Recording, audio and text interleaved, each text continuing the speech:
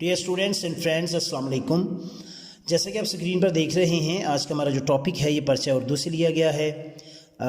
जमात 11वीं है और इसका सवाल नंबर 8 है।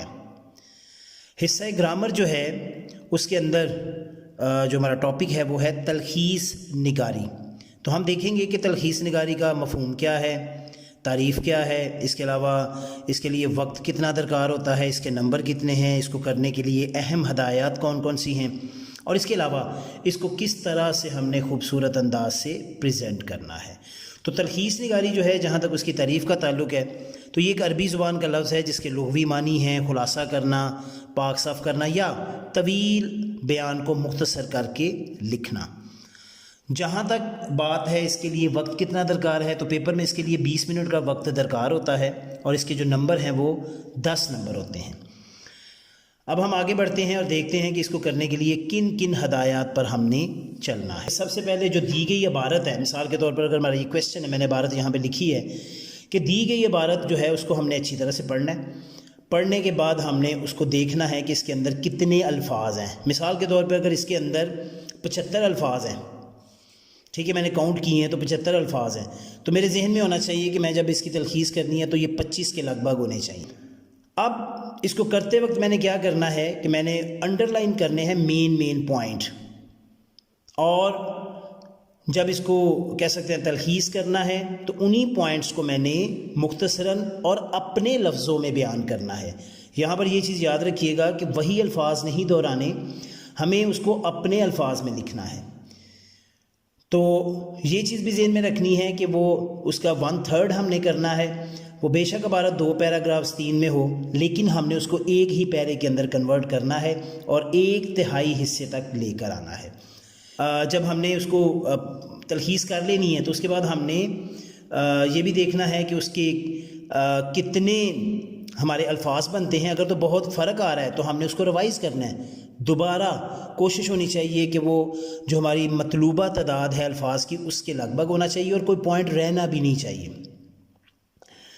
तो इसके लिए हमने ये देखना है कि मेन पॉइंट्स को अंडरलाइन करके तो हमने उस इबारत को उस हद तक लेकर आना है ताकि हमारी जो मतलूबा लेंथ है उसको हम कवर कर सकें। इसके अलावा इसको करते हुए इन चीज़ों का ख्याल रखना है कि हमारा जो तलखीस है उसके अंदर एक ही पैरा बनाना है। अशार जो हैं, अगर कोई शेर्स वगैरह आ जाता है तो उसको नस्ल की सूरत में लिखना है, मुकालमाती अंदाज नहीं होना चाहिए हमारा। इसके अलावा नदाइया, सवालिया अगर बीच में फ़िक्रे इस्तेमाल हुए हैं तो उन्हें सादा फ़िक्रों में लिखना है। तशबीहात, इस्तारात, मुहावरात वगैरह को भी कोशिश करना है कि कम से कम या उनका जस्ट एक टच दिया जाए और उन्हें अपने लफ्ज़ों में ही कम से कम लफ्ज़ों के अंदर बयान किया जाए। तो इन चीज़ों का हमने ख्याल रखना है।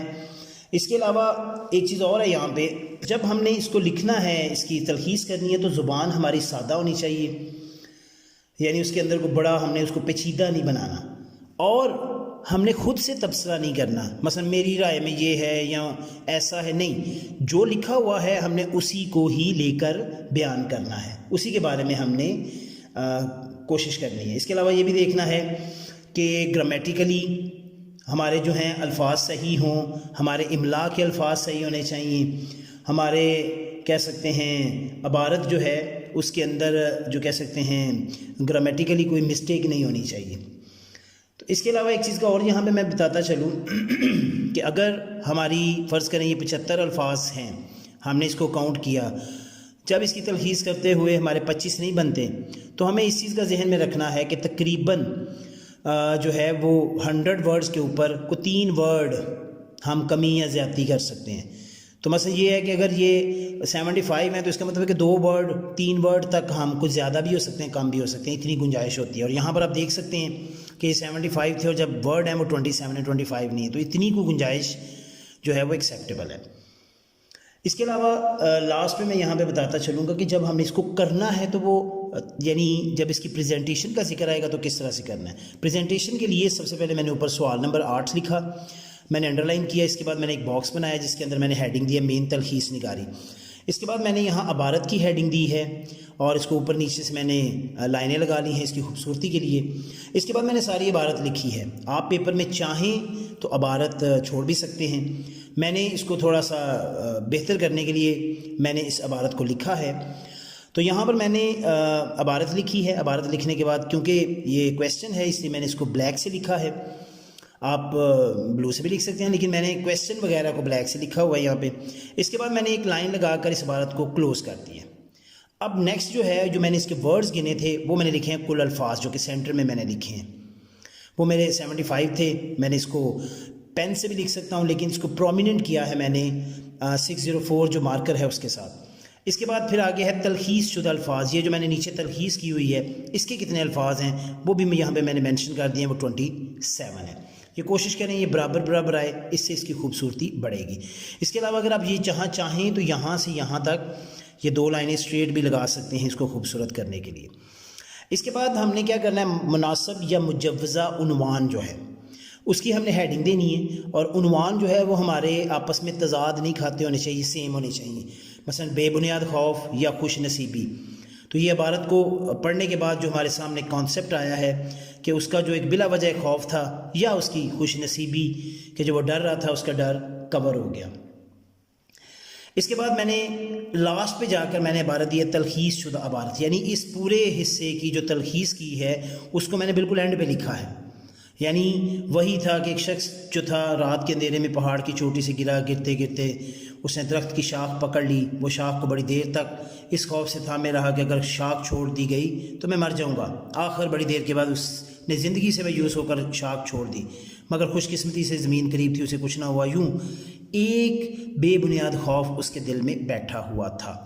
तो हेडिंग यहाँ याद रखिएगा, ये शुरू में या एंड पे होती है मोस्टली। जो हेडिंग दी गई होती है ना, जो आपने इसका टाइटल बनाना है, वो मोस्टली शुरू में या एंड पे होता है, और रेयर चांसेस होते हैं कि सेंटर में हो। तो यही जो इबारत थी, इसको मैंने क्या किया कि एक शख्स ने पहाड़ से गिरते हुए शाख पकड़ ली, मौत के खौफ से उसे ना छोड़ा, खुश नसीबी से ज़मीन करीब थी और वो बच गया या उसे कुछ ना हुआ। तो हमने सब पॉइंट्स को लेकर इस तरह से हमने इसे कंक्लूड कर दिया। जी बच्चों, तो कैसा रहा आज का हमारा टॉपिक? मुझे उम्मीद है आपको पसंद आया होगा। टॉपिक को लाइक करें, शेयर करें और मुझे दुआओं में याद रखिएगा। अल्लाह हाफिज़।